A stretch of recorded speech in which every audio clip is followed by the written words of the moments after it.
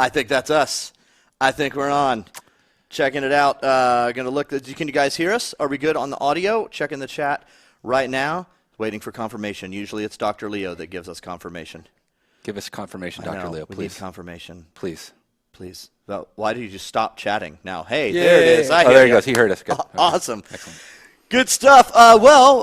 We would like to welcome you to another rousing edition of the 343 Social Stream. I'm Jeff Easterling, Grim Brother 1, here at 343 Industries, and I am joined here by none other than Mr. Tom French, 343's resident wizard himself, the man whose hair is the hair that my hair wants to be when it grows up. Yeah, I noticed that. You did that this week. Yeah, it is. It is trying. You're kind of biting my style. Be like you. It's not white, but yeah. My problem is, I think if I pulled down, the rest of the hair would all just get shorter. You've got the awesome symmetrical. Yeah, I'm symmetrical, wizard growth upside down going on. Yeah. So, would like to welcome everybody who is joining us in the chat. I see a lot of regulars in there. It's super awesome to see everyone. And again, if you see us kind of looking down every once in a while, we are taking a look at the big screen where we have all of the conversation that you guys are bandering on about. Right below us. So we're going to be pulling some questions and comments from there. Also, welcome to any new viewers who might have just happened to stumble upon this stream out of sheer curiosity, wondering if we're going to talk about anything secret or super special. Yeah, typically mum is the word, but we hope to have some fun today. We are going to be playing in just a little bit some Community Slayer, which I'm super excited about, and it's a great playlist to have this guy on with for, because it's Slayer on community-made maps, awesome. And it is something that is near and dear to this guy's heart, and we will talk a little bit about that. We've got a lot of cool stuff going on. We actually just recently announced that Fireteam Raven is now in every Dave & Buster's location, which is super cool. So if you haven't had a chance to go and check that out, and by the way, we've got some awesome pretty robust leaderboards now on Halo Waypoint. So you can actually go to a Fireteam Raven installation, whether that be at Dave & Buster's or somewhere else. They're popping up kind of like all around the world now. But you can actually generate a QR code like on your phone on Halo Waypoint. You can scan that QR code and you can actually sign in under your gamer tag at the arcade. And then it'll record your stats. We've got some cool leaderboards that you can check out, which is really awesome. That's like super next level. Yeah, right. I dreamt of that when I was a kid. Yeah, no, exactly. I remember spending a lot of time playing like Killer Instinct and Mortal Kombat and stuff at the arcades in high school. And I remember being able to play like NFL Blitz, and you could bring your N64 memory cartridge. Yes. And they had a little thing you could plug it in and use your playbook. Yeah, super cool. Super But great. even that felt like way ahead of its time, Yes, but really nichey. Now this is definitely totally a real deal now. It's the future. Super so cool. A lot of stuff going on here around the studio, and obviously we've got plenty of cooks in the kitchen working on cool future stuff that we will be talking about plenty down the line. But like I said, today we are hanging out with Mr. Tom French, and we're going to play in some Community Slayer, answering your guys' questions, and all in all, just having a good time playing some Halo. So if you happen to match us while we are playing Community Slayer, we will be granting anyone who matches up with us, whether they win or lose, with the lovely 343 Ice Unicorn skin to adorn your multiplayer Spartan's assault rifle with and make everybody else jealous. Yes. Very jelly. So before we get started, though, I wanted to welcome you and thank you so much for joining us. Well, thank you for having me on. It was honor exciting and to get pleasure. the invite. So you are you're definitely famous in the Halo community, and largely because of the stuff that you were kind of spearheading in Halo 5, and that is the UGC content, or the user-generated content, and primarily, as most people know it, as Forge. Can you talk a little bit about kind of the journey? Because I remember, even just for those of you guys maybe even who weren't there, it's amazing actually that Halo 5 is as old as it is. Yeah. Like the time Seriously. has passed. And I remember when Halo 5 first came out, and everyone was just kind of like, oh, well, where's Forge? It's like Forge is a super obviously important thing to the franchise. But we kind of alluded to hey, we're actually doing some cool things with Forge. And I think that once it kind of came out, everyone started to realize, oh, okay, this is why. Yeah. Can you talk a little bit about kind of like just that journey and then just general Forge evolution throughout Halo 5? It was, we wanted to be ambitious. Yeah. And we kind of really wanted to focus on building a map editor that actually you could do more or less as close to real content as you could. And so it took us longer. And we knew that was coming. But what I loved about that, and I've said this before, is like it gave Forge a beat that it kind of didn't normally get. It always is like a back of the box feature. Yeah. But I think it gave it kind of an emphasis, which was really cool. Yeah. It was super stressful getting there. Like we were working really hard. A lot of the team was kind of enjoying their time off from shipping, and we're like they're crunching away at like the Thanks wee a lot, hours. guys. Yeah, just keep it down over there. Like stop celebrating pouring champagne. Some of us are working. And then so that like building up to that launch was like it was exciting and stressful. Like when we had the cartographers here, that was a little cool reaffirming moment. That was the first kind of for us that like, okay, we're on to something kind of moment. And then getting to do the live stream when we launched Forge was exciting. And then it launched and it was really nerve-wracking because there was a bunch of like, oh my God, they've changed our controls, they've changed a bunch of things, and I was it's like another game launch. It is. In a way. It's kind of different, right? We kind of imagined everything through a different kind of lenses, and I know we knew it was going to break a bunch of brains, and I think for me it was like that like first month or two, like. First, it was like, oh my God, they're freaking out over the controls. Yeah. And we kept being like, just take your time, figure it out, it'll be okay. And then after that first month or two, you could suddenly, I think that's when like, I want to say it was like Duck Hunt or Ground Pound Arena came out. Something that was like, it broke everybody's brain. Yes. And some then, sort of transcendent thing. Or they figured out the vehicle welding glitch and they were, making pod racing and things like that. And that's when I think was the kind of, I felt that momentum start. And then it kind of just kept going. And then, and then over that, it was just like, what do they need? What do they want? And kind of trying to communicate about that and trying to find different ways to do things that they want to be able to do or things that we missed, or things like that. Well, it's interesting too, and I think it's important for you guys to know, one of the things that we like to do here is kind of in a way let you all that are watching in a little bit to kind of the window of development, because it is sort of, actually I was talking to a colleague today and we were actually both talking about like how even still like game development sometimes seems to be this weird, it's like taking a class in like the dark arts, like it's even for folks who work here, sometimes if there is something that is not your specialty, like there are plenty of things that I even look at and I'm like, I have no, this is dark magic, like how in the world do you put this together? But with the way that information kind of goes out with the internet and social media, it's almost like everybody, and I'm guilty of this too, it's like we all have just enough information to be dangerous. Yeah. And so I think sometimes it's important to also look at that development process, and it's good for everybody to know that like decisions, for example, like the control scheme, are not something that are like typically arrived at lightly even. No, that like, was there's a lot of there's a lot of passionate discourse internally about those kinds of things, risks that are taken, and then obviously at the end of the day you kind of have to make a call, and going in that there are going to be positives and negatives about. The landing the control scheme is one of the earliest things we did. We started actually building the grouping feature. Yeah. And we needed to build a control scheme that would allow that. Like the impetus of being able to like manipulate multiple objects at once rather than the kind of like single object editing of the original Halos was like that was a big core feature for us to build. And so making something where you could be kind of fluidly moving in and out of that state and grabbing things, manipulating them as fast as you could, grabbing chunks and moving them across level. So finding that control scheme, it took some time. Like we had some iterations that were just hot garbage, and like it was this like we're never going to get out of this. Oh my God, we're never going to solve this. And then we kind of just took a moment and that should have been the name of a control scheme. Hot garbage, actually. We kind of just like let's push the legacy control scheme off to the side and take that out of our brain for a minute. And like we went away for a weekend and we kind of just did some kind of soul searching and like it came back on Monday and like. We started chatting about it, and it kind of all clicked in line. We're like, yep, this is – and then by the time they did the first prototype, we're like, this is awesome. Yeah. And I get it. Like I know there's some people that are legacy like builders that are having a hard time still with it. And I wish we had time to deal with a lot of that stuff. We just didn't. We were a very small crew. And that kind of happens with almost anything, with any kind of game.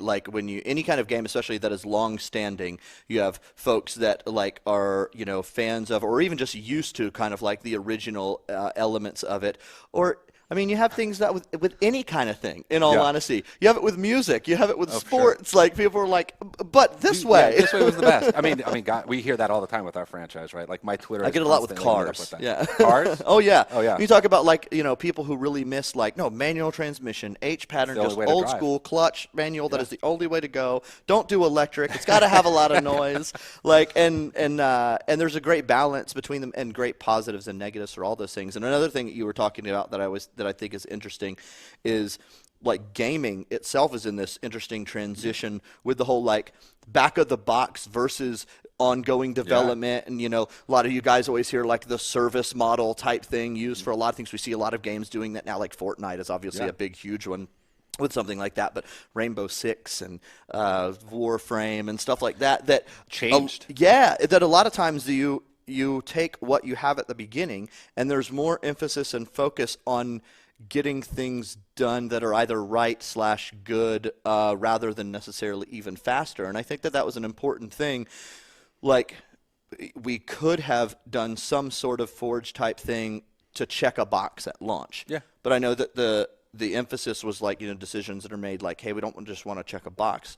We want to make this like a really good evolution. And I think you see, again, a lot of titles kind of doing that. Like, hey, we really want to do this thing. Yeah, we could have it at launch, or we could try to spend the time and the resources to make it right. And yeah, it was worth us to get that kind of initial first stamp of it that was something new and like kind of exciting, right? And to kind of like inspire the community to kind of move forward. And I was so excited when it was kind of given to us that we're like, okay, we're going to keep supporting this thing. Yeah. I've shipped games before where it's like you ship the game and then maybe you patch it a couple times. Yes. Like, whoop, I'm out. I'm working on the next thing. And like, it was really rewarding every month to like ship some new toys and kind of find out what the community was looking for and trying to kind of give them things to fill up the buckets of their needs, and so they could build new stuff. Like, you know, like it was like all along it was like Covenant. And we're like, all right, finally we're going to get to do Covenant. Or like, how do we, like, we all along we wanted to like really push the scripting, but it was kind of a feature that we didn't know if we were going to have a lot of time. And we kind of got the team to pivot a little bit and focus on the mini game stuff, so we could just kind of open up to crazy stuff. And like, it's been cool. Like, stuff keeps coming still, which is amazing. So I love now, it. how do you feel, like, from a personal standpoint? And this is something I even think about as well a lot of times when we look at, like, developer made stuff and the juxtaposition of that with UGC stuff, because obviously there are certain things that a developer with the resources can pay a certain amount of time and attention to, and things like that. Like, maps are a great example. But then also being able to give the tools to the community to kind of recreate or just create, period, their favorite things or new stuff. That's such an interesting, like, relationship, and how those two things kind of live together. Yeah, it's a tricky problem because like really our engine isn't built at its core to just be UGC. Like, if it was like a Little Big Planet or something like that, where it's really just built at its architecture level to do that.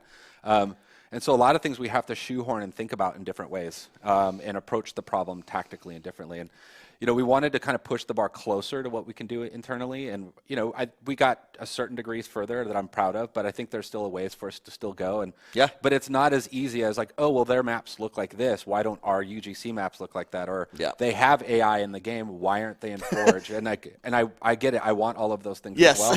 But like, it's time. There's a big secret reveal is we want most of the things that you guys pretty want much as well. Almost all of them. There's a couple things I'm like, no, that's not a good idea. But like a lot of them I really want. So. Actually, a question for Tom. What was your favorite feature to build for Forge? Like, if you have a specific feature, or maybe it was a set of items or something like that. Like, if I had to say feature-wise, I think one of the features I'm proudest of, and we cobbled together in like the hackiest of hacky ways, in a lot of ways, was the material swap. Yeah. Like, the amount of like, I guess, you know, the notion of permutations of a multiplier and like that created was amazing. And suddenly you got levels that started to look like, you know, ancient levels and things like that. And that was amazing. And then, so that was something I was really proud of. And I'm not going to listen to Duquesne and say race. I know he wants me to say that. The other thing I think, as far as like if I had to pick like maybe a favorite object or asset, obviously there's Olive. Like, the Olive is like a proud thing of course. And the helmet, obviously. But I think the thing I loved the most was the hinges and joints, because like really like I knew that was going to kind of not piss off our physics people, but I knew that it was going to be a little controversial. But once I put it in, we had like a walk around the studio, and people came by and checked it out. And even he was like, "How are you doing that?" And like he's like, "That's really cool." And and it was super hacky and I loved the feature because it was like one of those things that really wasn't supposed to do, but we did it, and it was kind of interesting anyhow. Reminds you of the weapon pad. Yeah. Oh my God, the best glitch ever in our game. One of the best sections of a patch notes ever, by the way. Fixed weapon pad glitch. Realized community thought it was awesome. Rebroke weapon pad glitch, which is good. Also, I saw Epic Man. I did see your message in chat, and I am really glad that you got your Fire Unicorn skin. We actually mentioned earlier, if you match us while we're playing in matchmaking today, you get the Iced Unicorn skin. We also have a Fire Unicorn skin AR variant that is used for if you get featured in some of our Waypoint publications, like in this case the Halo Community Update.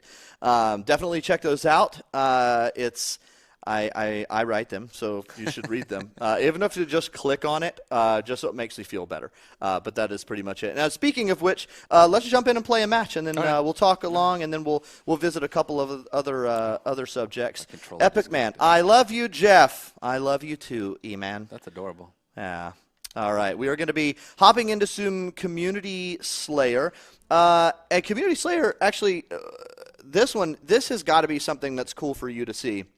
Just, another playlist that has, that is built around UGC. Yeah, there's a lot of really proud moments along the way of, watching Forge and Sustain, shipping minigame and stuff like I mentioned. Yeah. But seeing the stuff surfacing in the hoppers in very meaningful ways, and then ultimately recently actually seeing it on the HCS stage. That is awesome. I almost cried. That was an emotional moment. Yeah, I remember being sitting in behind the backstage in New Orleans. Unishek and I were running social stuff, and this the first match that came up, seeing these maps that were created, community made, and I'm like, oh. I know. It's so good. It's and the fact nice. that there's little olives hidden in them and stuff like that. The community memes that have kind of developed out of Forge, those are super cool as well. It's so good. It's so good. Let's see. The Bucks still suck, Jeff. The season hasn't even started. You can't say that yet. They weren't super great last year, though, so I guess if you want to grandfather that, that's fine. Which Halo are they playing? Guys, please. We're playing Halo 5. We are in matchmaking. It is a social playlist, so hop into Halo 5 and jump into the Community Slayer playlist. And this is Slayer, Halo 5 Slayer on a bunch of community maps, which is awesome. So it won't be your usual suspects. I think we may have a couple of those HCS maps actually in this rotation. I haven't. I'll be honest. I haven't played H5 in a while. I've been playing our game a lot. Yes. And I'm probably going to suck. So. Well, that's okay. It'll make me feel better. Love you guys both. Thanks, Cheetah Fighter. Love. That's very nice. Are you guys planning anything for PAX? I don't know. That stuff, what's amazing is how last minute some of that stuff actually comes in. I definitely just saw a Blood of Suban on a weapon pad here, and that is I think that's my favorite rec weapon. That's your joint. Oh my gosh, I love it.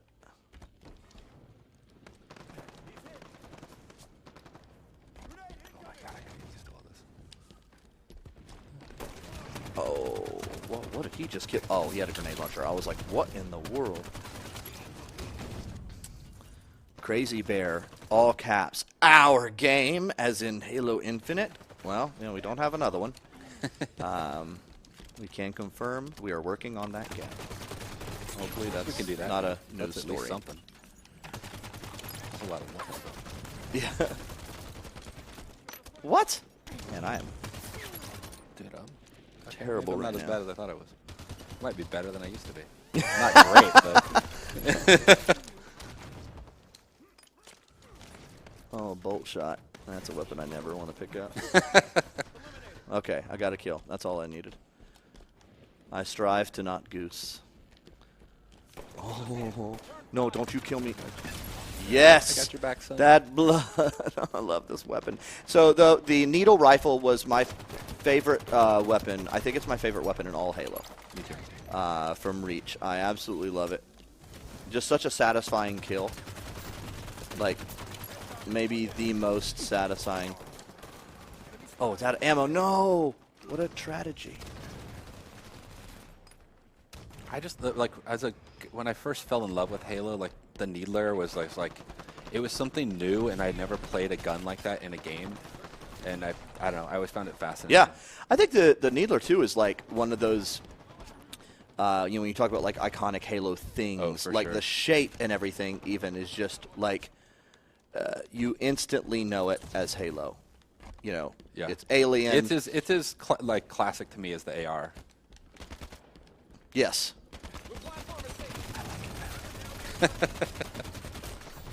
AR is like an old friend.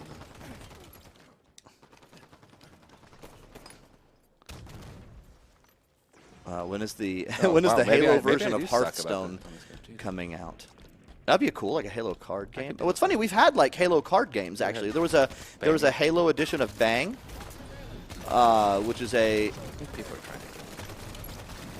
Oh, how did I not get that lunge? Well, that was super terrible. That's real bad. RB. Oh, that's a great call out. Sneak Snare, the Cerebral Bore from Turok 2. Oh, yeah, that was a Also cool weapon. Felt the same. Yeah. And I totally agree. That was amazing weapon. Amazing weapon. Actually, Turok, shout out to Turok, man. Turok had some really cool It had weapons. some crazy stuff in it. Yeah. Don't play it again though. No. You just Yeah, just remember Yeah. it fondly and move on with your Yeah, life. I mean, really, in all honesty, GoldenEye is the same exact way. Oh God, my parents, when we first moved up here, they brought my N64 up with them, and my dad and I used to play that like every night. I'd come home from the record store I worked at, and we'd play every night. And so I was so excited to share it with my boys, especially my oldest son, who's very much a Nintendo file. Yeah. And we fired it up, like super excited. I had to get an adapter to plug it into the HDMI, and we did it, and it was the worst experience. And I will never play that game again. Slappers only. I was depressed. It's rough. Do you guys have a Switch? Yes. Do you like it? Yeah, I love the Switch. I really only use it as the portable like handset. Okay. I am finding that even though after 20 years of game development and spending time on a PC, I don't have carpal tunnel. Ah. But I'm finding the Switch is giving me carpal tunnel. Oh. The way I hold it. So, but I don't know. It even got me to replay Doom again, and like I love Doom. And So I love Doom, that stuff. kind of style of game, and it actually wasn't Doom. It was Marathon. Was the Marathon. only game to give me like motion sickness. Oh really?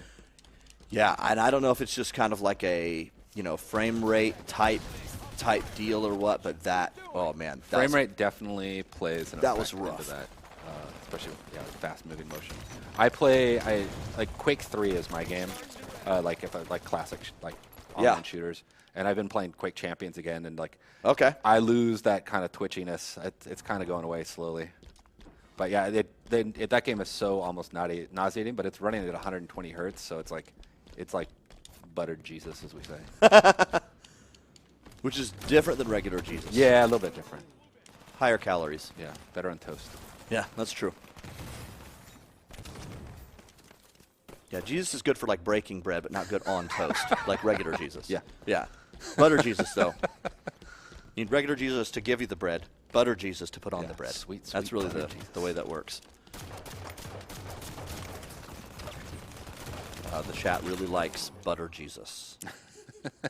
Butter, It's buttered butter Jesus. Jesus and ED. Saint Jemima, I think, would be the team up there.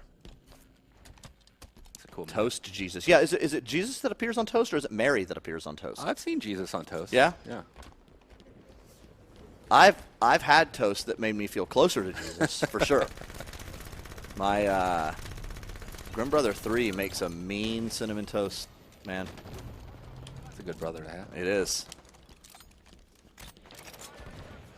Oh, that was a terrible grenade. Well, that was actually less of a terrible grenade because that was a terrible player I threw it against.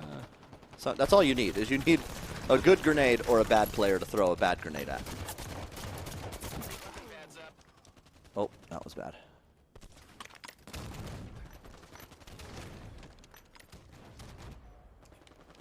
we're getting into the.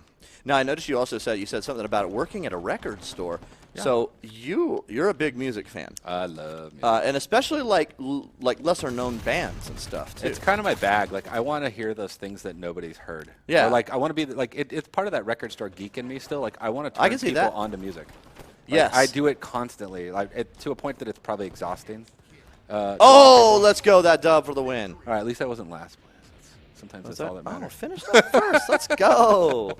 I always like when I play well on stream because I have something that's recorded that showed that I wasn't terrible at some point in my life. Proof. I love the piggy. I love it. Let's see it. Let's see what that PGCR says. All right. 16-8, not too bad. We'll jump out for a second and talk actually a little bit. So are you going to see, like, what are some of your favorite bands that probably no one has heard of? And so take notes, chat. These may be bands that you want to check out. If you're a music fan, if you're not, nobody's perfect. You should probably still listen to this stuff anyway. I'm kind of all over the place musically. Like I like a bit of everything. Like if I had to pick my favorite genres, like my favorite is it's a genre called shoegaze. Okay, yeah. I loved it. It's like in the 90s. I played in a shoegaze-ish band. Yep. And then I'd probably say noise rock is kind of the next thing after that.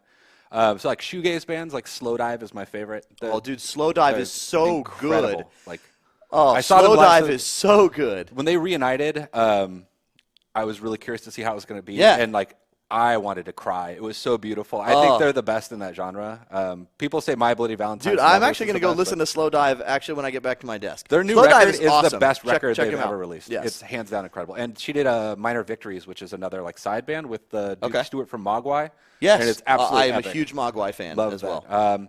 There's other bands in that genre. There's a band called Nothing that's about to drop a record. They're kind of a little bit more. I don't know. They're on Relapse Records, so they're kind of almost. It's like a not metal, but there's a tinge in there, or like Russian Circles kind of fits in there, but they're more instrumental. Yeah. There's a band called True Widow. Yeah. From Dallas that they call themselves. What do they call themselves? Stoner gaze. Okay. So it's a mix of like stoner rock and kind Works of up here. shoegaze. It's really awesome. You say Russian Circles. Was that one of the bands you're actually going to see? I'm going to see Russian soon? Circles. Yeah, they're playing with Chelsea Wolfe, who they've collaborated on each other's music a little bit. No They're relation to epic. Michael Wolf. No, they're very different. Our Halo Yeah, marketing yeah. guy. Chelsea's a little more glib. Yes, than our Michael Wolf.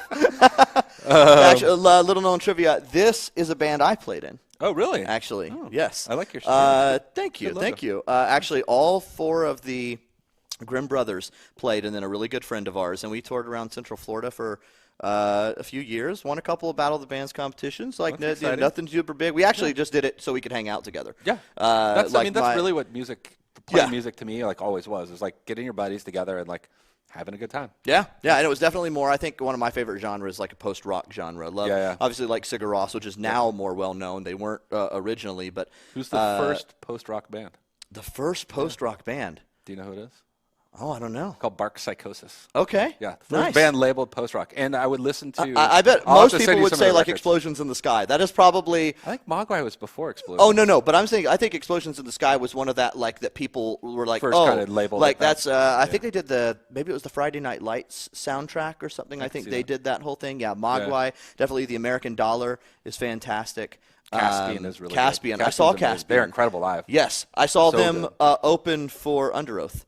Oh, actually, yeah, here yeah. I saw on them on that show. on that tour. So it's good stuff. Yes. Hey, Meerkat, Michael Wolf, Kiki Wolfkill. Why do people at 343 have some of the most epic names to exist? That's so true. Kiki's name is incredible. Like it's one of those like you're almost mad that it's real. yeah. Like it's like I kind of Did she make that up? wish. Yeah, exactly. Someone really likes your tattoos. Thank you. Any meanings behind the ones that are visible? So yeah, well, I mean, I only have this one. Okay. So as a kid, I loved giant robots and like Yeah. the specifically Giant Robo or Giant Robot, which is a show. And it was about a boy that had a wristwatch and he could tell Giant Robot to do stuff, and it was a live action That's dude a in a dream. suit. And it was like, and it fit with like, and then like Robotech like totally blew Yep. my mind when I saw that. And then later, like I also had an obsession with Godzilla and things like that. Yeah. So this is Giant Robot or Giant Robo actually, and then there's the boy on my wrist. They can't see it, but he's there. And then he's fighting Godzilla. That's up here. amazing. And it's like my friend Farron did this, and he's an incredible artist. And What do you think of the new Godzilla trailer? I I think the monsters are absolutely incredible. Yeah. Like seeing Ghidra like in full Dude, like glory watching is Mothra, incredible. like kind of. It I was spread like, the wings. I was like, yes, yeah. yes. The music, I was like, okay, the music tone is a little off, Okay, but I'm yeah. assuming it's temp trailer Sometimes music. that's a trailer thing Yeah, too. that's kind of what I'm hoping. Yeah. But we have a tradition called G-Day that we started actually on the 2014 Godzilla. Okay. Where we play hooky that day from work and we go see the movie. And we've done it every year since. Like we saw Amazing. Fury Road was a G-Day movie. We Yeah. kind of pick one every year. So it's exciting to have G-Day actually come back full circles and have another G movie show up. So the big G will be on screen killing monsters. I love it. So a question in the chat, are we in the Halo Museum? Because you noticed the Carter statue in the back. We're actually not in the Halo Museum. We're not far, though. Actually, if we could Kool-Aid Man straight through this wall over here, we would get to the Halo Museum. And this is not even just a regular Carter statue. So like in the museum, we have the kind of like the split apart Noble Team statue from like the Reach Legendary Edition, but the life-size version. But this is not part of that. This is actually, I think we mentioned it in the last stream, this is from Birth of a Spartan, which is a commercial where Carter actually walks up and he sees the armor and he sees his reflection in the armor. It was a ad for Halo Reach, but that is actually the armor that he sees his reflection in, which is super cool. Well, we do have June back there. He's very stealthy and silent, like a sniper is supposed to be. He's just kind of in the shadows over there. I love the fact that you mentioned Kool-Aid Man. I have a dream about a Kool-Aid Man. I wanted a Kool-Aid Man belt buckle. Whoa, like that's incredible. That's a great idea. And then you push a button and go, oh yeah. Like just do that all day long. That's incredible. You imagine riding in the car, too, with like the seatbelt on? Because it's inevitably you're just going to be like, oh yeah. That's great.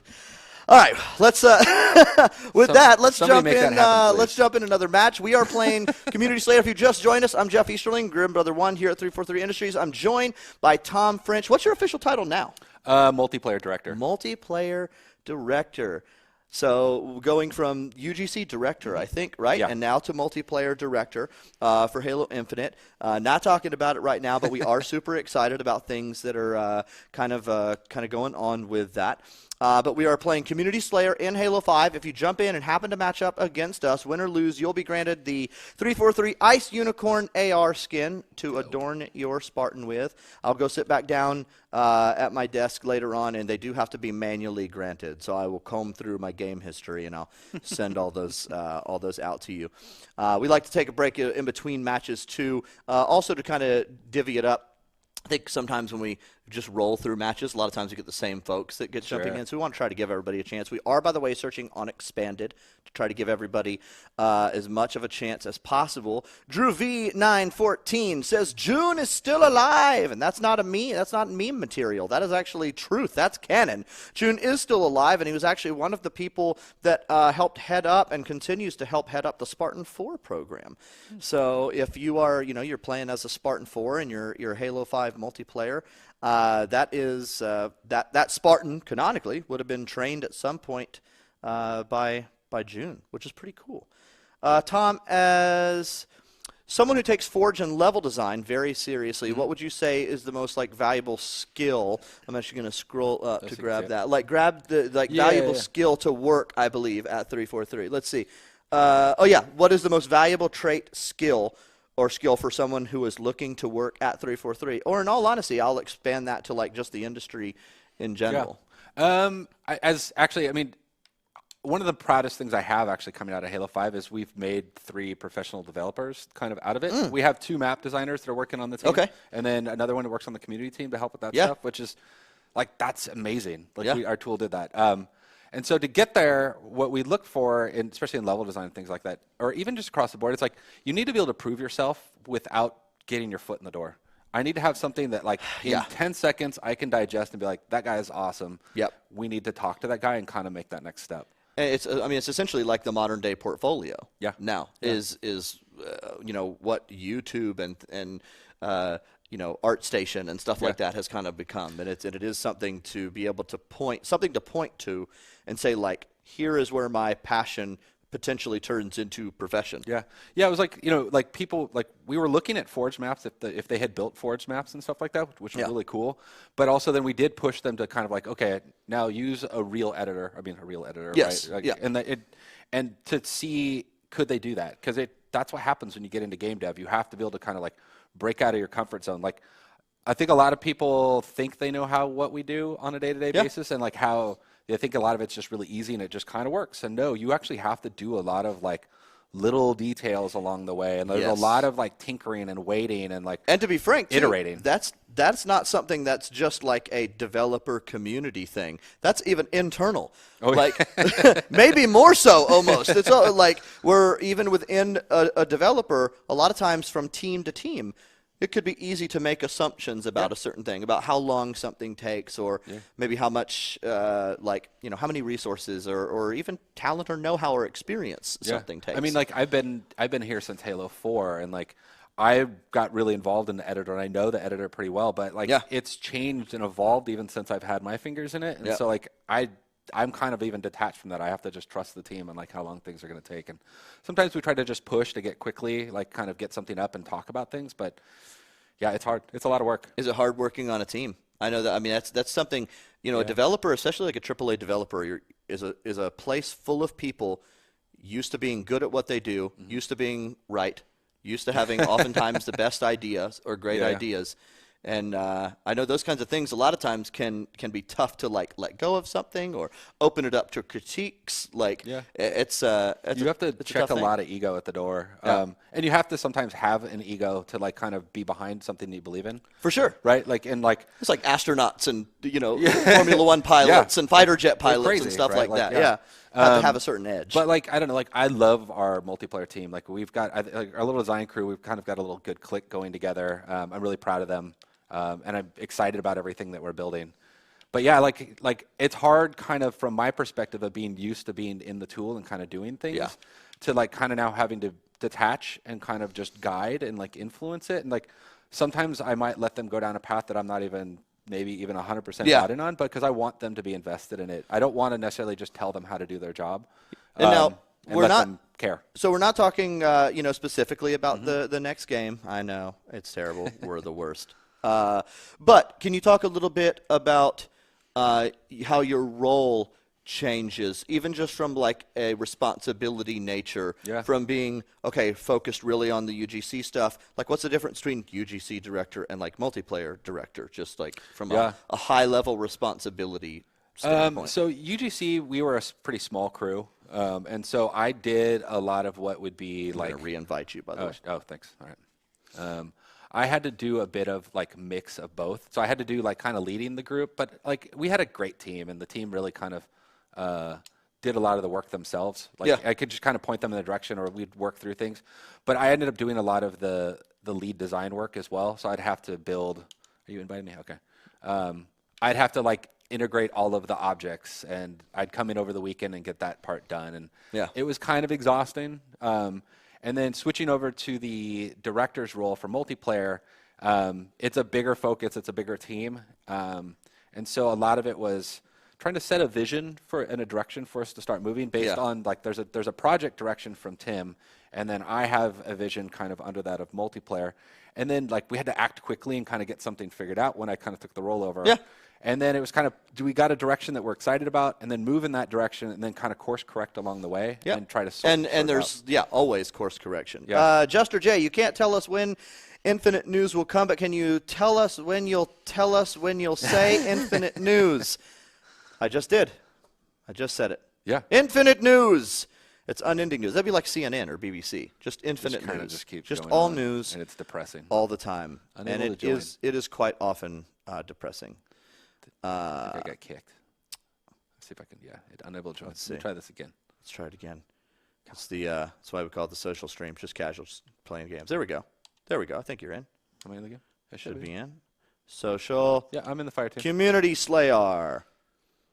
Nice sleeve. Another thumbs up for your tattoos. I gotta get it done. It's a lot of work. Stood 1400. How long has that beard been growing for? That's a good question. I mean, my 12-year-old has never seen me without facial hair. Okay. My 16-year-old has, even by year one, I think I at least had a thin little beard, like maybe in the second year. So he's known me for most of his life with a beard, and like I don't even know what it looks like under there. My wife, I've threatened to shave it, or like I really want to cut like really dirty like handlebar mustache. There you go. And she's like, no, please, that no. cannot happen. My daughter is she'll be 18 in a few weeks, I guess about a month-ish or so. And yeah, she always makes fun of me because if I do shave, and it's been a long time. I don't know if I think I've always had a beard at 343. Yeah, this is my 5th year now here. Yeah, but I look like a 4-month-old. Like you have a pretty baby face. Yeah, it's it. terrible. I used to, when I worked in motorsport, and I'd be at a track and sitting at a meeting table with like somebody from Audi and Ferrari and Mercedes, and they look at me like, "When is your dad getting here?" And I'm like, "I called this meeting," and it's terrible. I always had to. Have a beard. My youngest son, he was very like I changed my hair, dyed my hair recently because Yes. like, I'd been wanting it to go gray like over went time. from Gandalf the gray to Gandalf the white. Yes. Yeah. I wanted it to like happen naturally, but it just was taking forever. Oh yeah, somebody nodded to Saboteur. Good job, Duquesne. Oh, it's Duquesne. Oh, never mind. It was a great comment until we realized who said it. No, I love Duquesne. And so he was really like, and I was at a concert and I saw some guy with this really platinum hair, and I was like, oh yeah, I can just do that. Like, and then so and he just did. I just well actually things are really stressful, so it just eventually just kind of turned white. Yeah, that's the way it goes. But yeah, my son was really against it, and then I came home and he's like, okay, it's fine. So. I see a lot of people talking like Fortnite's better, Halo's better. What's amazing is that you can play both. You can enjoy both. So I know. It's so they good. actually just recently, I think, passed a law where you can play more than one video game. You can enjoy more than one video game. It's always funny. If I'm talking to somebody, even just like anecdotally, and they hear what I do, and they're like, "Oh, bet you hate those Call of Duty guys." And I'm like, "Nope. Like them. Like their game. It's pretty cool." Yeah. We all play each other's stuff. We're all inspired by each other's stuff. Yep. Not only that, it's a small industry. You may end up working with those Call of Duty games. Yeah, I mean, eventually. it's very a lot social, of team movement. I've kind of actually lately I've tried to switch out of a lot of shooters. Like I played like maybe some single player ones, but I've actually switched more into like weird indie games. I kind of don't want to taint my brain with like what's going on to some degree. I want to solve problems myself. What are some of your favorite games that you've been playing lately? I've been obsessed with Moonlighter. Oh, okay. Like I haven't played it. I've heard of it, but in like the mix of like a roguelike and the Zelda elements and the like shopkeeping element, like I love it. It's super charming. I actually beat it last night. I was very proud of myself. Nice. So now I got to find what's next to play. I'm trying to think. I finished a 3-hour endurance race on Forza this weekend. That's exhausting. Yes, I love the Forza games. Trying to think of some of the other ones that I've been playing lately. My fiance really liked Child of Light, which is another kind of one of those little indie games. It was a couple years ago. I really want to play the new Ori as well. Yeah. And actually the new So Unravel that was so hard. too. That's a really cute game. I haven't touched it yet. Yeah, Unravel, I got the first one is a lot of fun, Yeah. and I know the second one is out. Abzu was a great game. That was a really cool game. Abzu is amazing. super cool, Yes, like gorgeous. it is very cool. I actually have it on my PS4 because I think they had it out there before Xbox, and I just saw it and I was like, oh. Like I usually use my PS4 for like exclusives. Love Uncharted, big fan of the Uncharted series and stuff. So I play that. Playing Abzu on there. Somebody was asking, is Zelda, the new Zelda, good? I actually haven't played it, but have you played the new Zelda? Yeah, I played it. I was really obsessed with it for a while. Okay. And then what happened was Wolfenstein came out, and I'm a kind of nerd for those games. And Okay. So I had to like push Zelda aside and I play could Wolf. see that. I really needed to play it. No Man's Sky, I'm excited to replay that. I played it. Yes, when I it haven't first played came on it the at PS4. all, Oh, yeah. actually. And so my brothers and I were talking that now that it's co-op, Yeah, especially, that's and cool. on Xbox, because that's just like our Yeah, it's our preferred home. ecosystem. I like and this thing here a lot. the controller, It man. makes me Just happy. the asymmetrical joysticks. It's so good. And by the way, I'm just gonna to be completely transparent. I'm apologizing. We seem to be just taking a long time with matchmaking here. We have tried a couple of times, so hopefully you guys aren't bored by just conversation. I mean, silver lining is I don't have as many skins to go, Grant, but that's bad for you. Maybe we should stop using dial-up. That's true. That's what it is.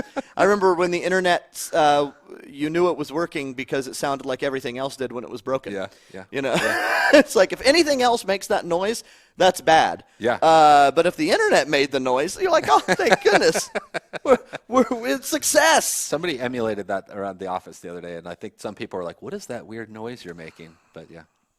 Okay, well, at least it kicked us out. That's actually a good sign. So we're gonna let's start up it a another. shot again. I won't put a boost on. I have these weird superstitions sometimes, like, oh, I equipped a boost. That was definitely the problem. It makes no logical sense. But then again, some game bugs also make no logical sense. Yeah. Like, oh, we found that if you jump here 3 times, all your trees delete. They disappear. I hate those bugs where it's like, how the hell did we figure that out? Okay, so we're joking, but we are way farther along now. I didn't equip the boost. Okay, yeah. And now it was your fault. We're somehow searching. I found so many games so quickly while they're searching. We just have to pedal faster. They finished. Yeah. In Ranked Slayer, it is not in Ranked Slayer. Toxyliptic, which is a cool name. It is actually in Social. This is the social stream, after all. Although I did laugh that the first couple episodes of the social stream, all I played was ranked. I had like Tashi and we played HCS, and I had like Unishek and we played some sort of, maybe it was elimination or it was terrible. Yeah, I can't roll with those guys. Yeah, they're a cut above, cut from a different cloth. Yeah, I think the cloth is Velcro. So they stick together. But yeah, if you guys have any questions, and if you are just joining us, I'm Jeff Easterling, Grim Brother 1 from 343 Industries. We're here in the production studios, and I am with Tom French, our resident wizard, and we also got Liz in the back, the ever-present Liz, making sure that our streams run smoothly. Liz is in charge of, matchmaking, so we can't blame her. Can't blame her for this one. All right, so we're back in it. And I noticed that normally we are using 343 emblems. I do have my 343 emblem, but you are using another one, and I believe it's called Compass Rose. Compass Rose. What's the story behind that emblem? Originally, it was the gift that we gave cartographers who got a map into matchmaking. And so it was kind of like the early gift to our Forge community for hitting that almost impossible goal. Yeah. And so it's kind of a little bit of a badge of honor to the community. It's a little, I can't remember. They might have changed the rules of how to get it now. I don't remember. That's kind of a little detached quest. I feel like that's something he would know. Ask the little guy. He either knows or he is choosing how we give it to people. We do bundle it with the olive helmet when you get that. That's okay. Which is so it does come with. And for those people who are new to the olive phenomenon, who's Olive? Olive is my baby girl, who's a pig. She's a Juliana mini pig. She's about 2.5 years old. And we Not got so her. mini anymore. No, she's kind of like a big bulldog that's like dense. We got her. We were getting her just before we shipped Forge, and we already had Timmy as a model in the game. Yeah, I've heard some people heard the story. But then what happened was just before we launched, I was like, as Forge lead, I demand that we have a pig in the game. I must use my powers for some sort of personal gain. Stomping my feet on that one a little bit. And somebody loved the idea and built it. And so we put it in the game, and then it kind of became this like pig versus whale kind of meme a little bit. We kind of wanted it to play out that way. And then the community puts her in maps and stuff like that, which is awesome. And I don't know, she's our little baby. We refer to her as like our daughter. Like you do. Our sons refer to her as, that's her sister. And yeah. Usually you don't call your children pigs, but in this case it's okay. Okay. Although we could say piggy is more preference. Yeah, okay. Pig's kind of still a little derogatory. Oh, I got it. Long gone. You want to be, it's a sensitive time. Yeah.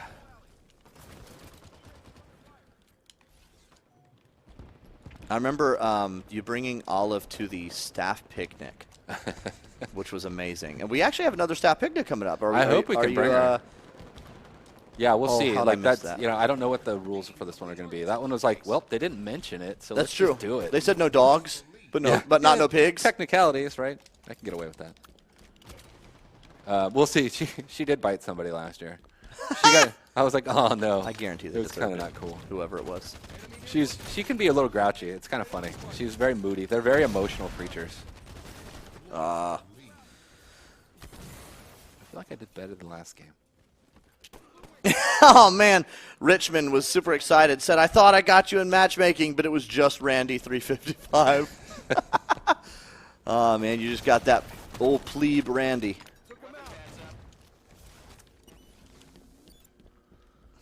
He's just a regular 3-4-3er.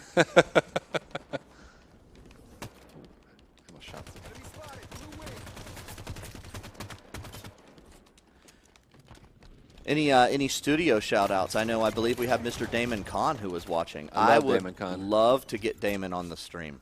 He's so funny. He's amazing. He cracks me up. Yeah, I sit right next to him, and we kind of just give each other crap all day long. Yes. It's really wonderful. He's a good partner in all this. Crazy Oh, that was a poor choice in approaches. Curse you, Red. Yeah, Damon's a personality. I don't know if he would. I don't know if he would want to be. I don't know. Be on the stream. That's what makes me want him on the stream. I know. I've been trying to get Mark Yelverton on the stream, who is one of our guys in like business and finance and stuff, and he gets cold feet every single time. He's like, "No, I'll say something and it'll turn into like a news story," and I'm like, "Don't worry, that's my job." Got you covered. That'll never happen. I get it. It gets a little stressful. Oh, beyond the grave, take that. Z6 Chaos, what's up? Which is exactly what he typed. Hello, Z6 Chaos. Uh-oh, Hatred is a regular. Oh, get him. Get him. Oh, that was bad. That was bad. That was a shit. Terrible. With all jokes aside, the race map and action sack needs to be replaced. Don't tell me what to do, Duquesne. I'll talk to Unishek about it. I'll see Uni tonight. Uni plays on our soccer team. Oh, that's right. You've been to our soccer games. Yes. I really want to play on the... Oh, that was a poor choice. That was a suicide. Poor choice. I hate suicides because now it looks like I have one less kill. That's the worst part. Get him. Yes, got him beyond the grave. That makes up for it because I really shouldn't have got that kill. Got one taken away that I earned. I didn't earn that one, so.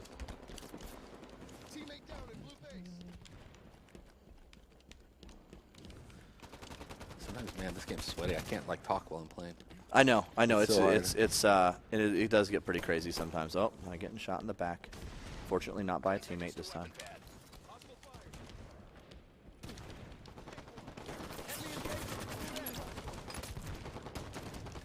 Oh, that double. Let's go. Oh, are we in the lead? No, we didn't take the lead yet. Come on, let us win. No, I'm just kidding. I know. Gosh, okay, no skin. We'll make those hell developers look like jerks. Yeah. I've been playing a lot of MCC lately, and I almost instinctively tried to hold Y to dual wield that SMG that I just ran over. I wish it was easy enough to just give those as options for stuff. You know, like oh yeah, for like customs or something it's like a lot. that. I wish it was it behind the scenes. It seems again, it's one of those things that seems simple. It's like, oh, they had in the other game, just drop it in. Yeah, no, just Control C, Control V. There's a ton of animation support, animation rigs change, animation pipelines change. Also, There's like so first party animations also change, but first person like is a different animation set even than like yeah, you're not just peeping the third person camera and it's like on your body. It's a different animation rig. Yeah. And some of the most expensive animations to actually make. Yeah, which is bizarre. Game development's very bizarre, dude. What's your favorite Halo game? What's your favorite Halo multiplayer?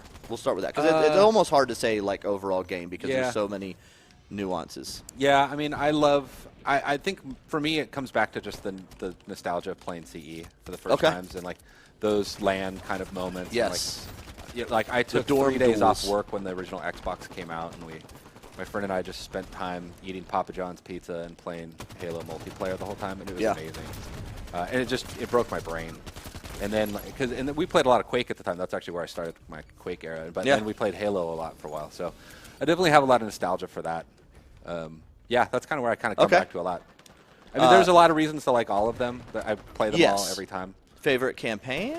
I like Reach a lot. I love the just glib, like I use glib again. That's twice. Oh, in yes. the stream I'm using glib. I like the you know what's going to happen if you get the lore a bit, and that kind of the ending is epic and like heartbreaking kind of. Oh, let's go! Damn, son. That comeback for the win.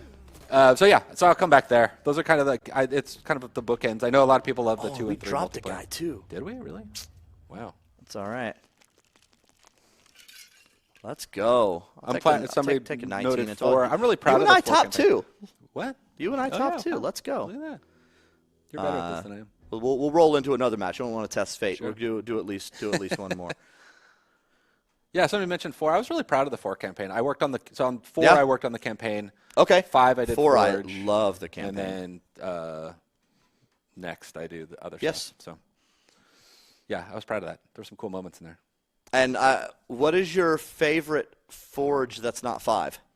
Ooh, that's tough. Yeah. I think it was the first one was in 3, right? Yeah. So it was like that's where I was like, okay. I think for me, what the problem was, I was already a professional game developer, and so it was Okay. like, I would go home and I'd be like, it's more work. And then especially with that one where it's like you could only manipulate one object and stuff like that. And Yeah. like, that's where a lot of that initial impetus of like this Yep. has got to change. Like I can't do this anymore. So we kind of changed all that. But Yeah. I know that initial impetus for it was amazing. Such like, a nostalgia kind of factor. Inspiring kind of with moment. that too. My brother actually asked Mr. French, what is your ideal Super Fiesta loadout? I love that question. Ooh. If you could spawn and you just get your pick, 2 weapons, what are they? I don't know. I haven't played Super Fiesta in a while. It's like the Norfang. Yeah, Nornfang, one-shot sniper. Yeah. Okay. I don't remember. What's the shoddy? What's his name? Well, there's Blaze of Glory, which is like essentially a snipery shotgun. Yeah. But then Oathsworn as well as I think Kelly's. the Oathsworn is the one I kind of tend to shotgun. prefer in that case. Yeah, I haven't played in a while. My youngest son plays a lot of Halo. Okay. And it's fun because he sometimes he's like, my dad makes Halo, and I'm like, shh, I'm talking about it. Don't tell anyone the secret. Uh-oh, Obi. That was bad. And he's been begging me for the olive helmet forever, and I refuse to give it to him, which I feel bad because it's kind of his sister, right? And I won't let him have her as his helmet. But again, like I said, it's a badge of honor, and like I don't want to kind of lessen what that means. Yes. No, that makes total sense. I was going to shoot that guy's Naruto TNTF says, Tom, you're the best. Huh, that's wonderful. Thank you. You're the second best then. Yeah. Or maybe best in my books then. Oh, there we go. I really like this map. It's confusing the crap out of me. Yeah, I remember when like it. I saw this show up on like Forge Hub or something like that. I'm like, dang, that looks legit. It's all those little moments of like, how did they do that? And like, Yeah. sometimes I'll crack one open and try to figure out, look at the guts of it and see what's there. Sometimes see how complicated some things are. Yeah. What is your favorite map? Halo map? Overall. I'm a huge fan of High Ground. That's probably the one I come back to. I don't know. There's something I like ASIM modes. Okay, yeah. And that map is a classic to me. I love the gate checkpoint. Awesome. It's awesome.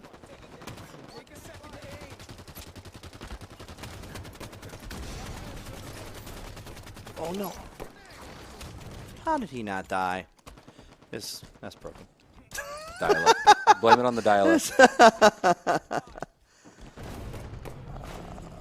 Oh man, I'm feasting on that breadstick, man, right now.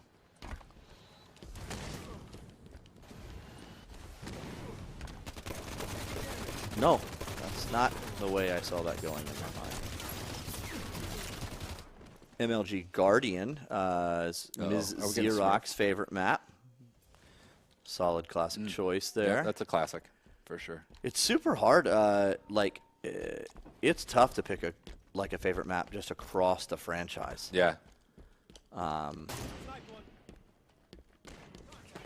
actually really liked it. I don't think it's my favorite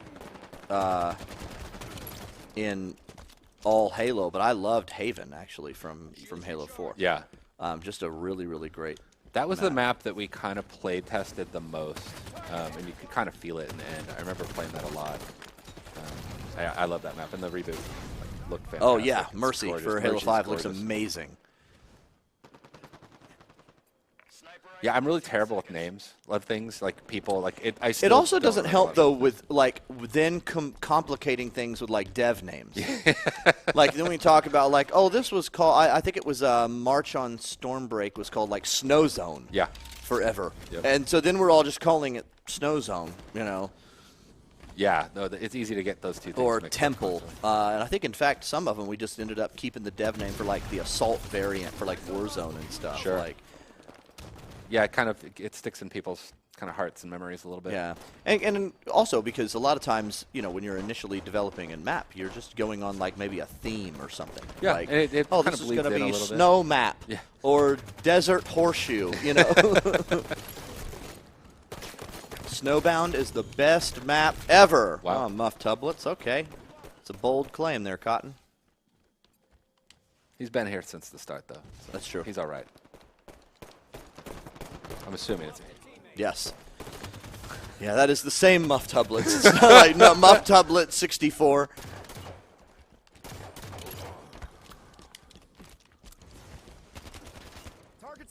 Do you have a favorite, or maybe a couple of favorite community creations in general that came out of Halo 5? Let me think about that. That's a difficult one because, you know, obviously, like, it's hard picking favorites and something Yes. like that. Well, and they're so different too. They're so because different. some I look at like what is it, Web Riders stuff, where he does like the Godzilla, like and big mecha. Yeah. like Those were one of the that's first ones that, like, they melted my heart because it's like, That's again, I insane. love mechs and robots and stuff like that. Then you look at things like the escape rooms or Yeah. the like the Ground Pound Arena. In all honesty, I love Ground Pound Arena. It was actually one of the Amazing. earlier creations. The what's it called the Night of the Mantis, like. Oh, yeah. I definitely, that's when I cracked open. I was like, I need to see how he did all this. Oh, that was good. That was amazing. My son and his friends have been obsessed with it lately, which has been fun to watch. That's awesome. Kind of. Yeah, I don't know. It's all over the place. I think just every time that something shows up and surprises me, it's what gets me excited. What are some of your favorite dev names of maps that we can talk about? I'm actually trying to think, because then you have the opposite problem. So especially somebody like myself has the opposite problem, because then I write the public name so many times for blogs or Yeah. community updates or whatever it has. So I have to like bleach my brain of dev names so I don't say the wrong thing. I think Snow Zone is actually one of them. I think Snow Zone is funny because then it just also reminds me of the Incredibles character. Yeah. Because I want it to be Frozone. Now it's kind of not even fun. It's like Design 14, Design 13. Like they're very kind of like bland names. And you're like, all right. And I'm like, which one's which now? And I get confused all the time. It's maybe my being an old man now. But, oh no. No.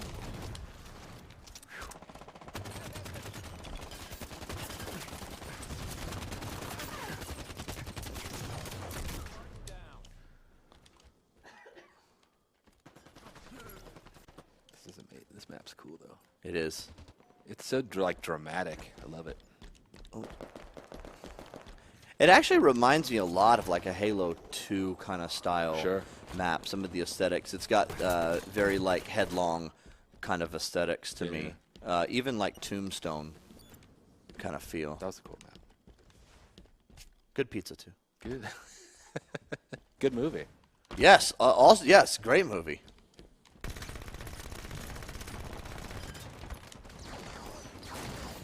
Oh man, just melting me. Oh, he got me. He got the better of me. Oh, they almost saved me. Seen any good movies? Somebody says Venom and Deadpool are great. I don't think Venom is out, Yeah, but well, they've seen it. That's cool. yeah. Good on them. You know what's been fun for me lately is like my oldest son. He's at the age where I can kind of feel like I can start sharing movies with him. Nice. Yes. And so like we watched The Game the other night, which was incredible. I have a big giant movie projector in my backyard. Yes. And so we watched Predator with our amazing. design team the other night. Oh, I saw your Facebook post on that. That's incredible. That movie's amazing. Yes. I've seen that It movie is more amazing. than any other movie I've ever seen in my life, and it still holds up so Yes. well. Yes. Are you excited about the new one? You know, at first, those initial trailers, I was like, uh-oh. But the latest trailer, Yeah. It's maybe a little goofy with the like Super Predator. I can't remember. They have a name for it. Yeah. But like, I was like, I don't know. I'm kind of in. So I'm bought in. We'll do that. It's one of those, like, at the end of the day, I'm still getting to watch Predator. Oh, yeah. Yeah, exactly. Like, because I just love – I used to read all the books and all the comics and stuff, too. Like, and I loved the Alien versus Predator, like, series. It was like Alien vs. Predator Warzone, or was it? Yeah. It was like Concrete Jungle yeah, was one of them. Stuff. That was cool. One of my growing up, my best friend's dad was a 3. prop master for like Hollywood films. Oh, that's awesome. And his uncle worked on Predator 2. And they had this amazing Halloween party at their house every year. And or every couple years, and one of the years they had all the in the scene, and they go into the warehouse in Predator 2 where there's all the bodies hanging upside down. Yeah, they had all of those in the living room. Oh, that's incredible! With bowls on their laps with food in them, and like then we'd spray them down so they looked all wet and moist. It was amazing. Somebody says you can definitely feel the Predator inspiration in some of the in the Halo 4 campaign level Infinity. Oh, for sure. Yeah, within the jungle, and actually even in some of the multiplayer, I always felt that Abandoned had a very Predator kind of feel too.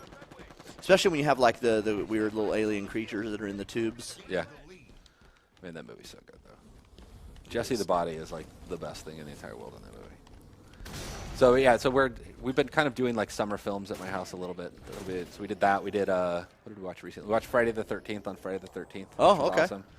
We're gonna do Tremors. It's like, are you allowed to watch it any other time? Yeah. Do you really want to watch it any other time? Although I actually felt like it held up pretty well. Yeah. It was more fun than I expected it to be. We're going to do Tremors next to kind of keep the Kevin Bacon marathon. Okay. Not many people realize Kevin Bacon. Get him. Friday the 13th. Oh, no. And then I think we're going to do Escape from New York. No one die. Where is everyone? Oh, 49. Oh, no. Oh, man. Oh, well, sometimes it goes like that. I had a cramp in my shoulder. Yeah, that's true. We were talking about movies. Yeah. Yes, Blade Runner. So we watched 2049 on the projector. That was dope. So I still haven't seen actually the new one. Oh, it's I good. know. I it's need gorgeous. To. It like came out at it was a timing thing. Like, oh, like it was a bunch of craziness. Just didn't get to see it, and then now I just still haven't seen it. Yeah, it's cool. Grim, you suck. This is accurate. Yeah, blame me. I cannot dispute this. But yeah, we'll. Yeah, I did terrible. Dude, it's been awesome having you. It's been awesome. Thanks Thank for you. having me. Thank you so much quickly for coming on. And I know I speak for a lot of the community as well that Halo 5 just all up. The overall experience would absolutely be less rich if your involvement was not there. The UGC story, I think, especially for Halo 5 is one of the reasons why it's been able to kind of continue on and go really, really strong. And the creations that we see and the love that's kind of poured into it was not only a worthy successor, I think, of that kind of like Forge namesake, but also just that, hallowed Halo tradition of doing wacky stuff in customs. But I think it definitely kind of evolved it with the next step. And I know that a lot of fans are super appreciative of that. It's something I can't take, obviously, full credit for myself. Like, we had a really tight core little team. And Absolutely. I know I kind of got to be the kind of spokesperson for it, and, I was definitely had a lot of heart and soul in it. But, like, it was a team that really loved what we were doing. Yeah. And, like, we felt like we were like the Bad News Bears and kind of the ragtag little bunch. Backs against the wall. Yeah, we kind of were. It was like, like really scrappy to pull all that together. UGC Sandlot edition.